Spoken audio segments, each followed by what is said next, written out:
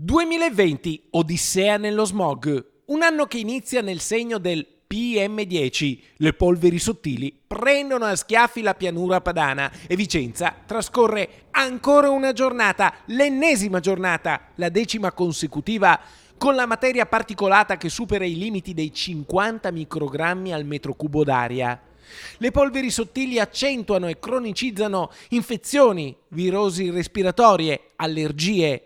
È il momento di dire stop. Da venerdì scatta l'allerta rossa. E giù la lista dei divieti. Non potranno circolare dalle 8:30 alle 18:30 in centro storico e nella prima cintura urbana di Vicenza i motori a benzina Euro 0 ed 1 e i diesel Euro 0, 1, 2, 3, gli Euro 4 privati e da domani anche quelli commerciali, ma solo dalle 8:30 alle 12:30.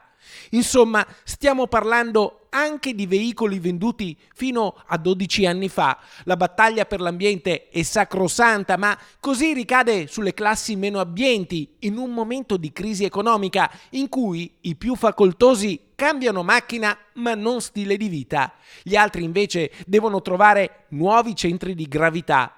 Questo vale anche per le attività. Lo Stato deve fare la propria parte, prevedere incentivi concreti. Non può lasciare il peso di questa battaglia ambientale sulle spalle delle piccole imprese e degli artigiani che rappresentano il tessuto economico vicentino e del nord-est. Io credo che questi blocchi del traffico sicuramente si devono fare, ma alla fine non sortiscono un grande effetto.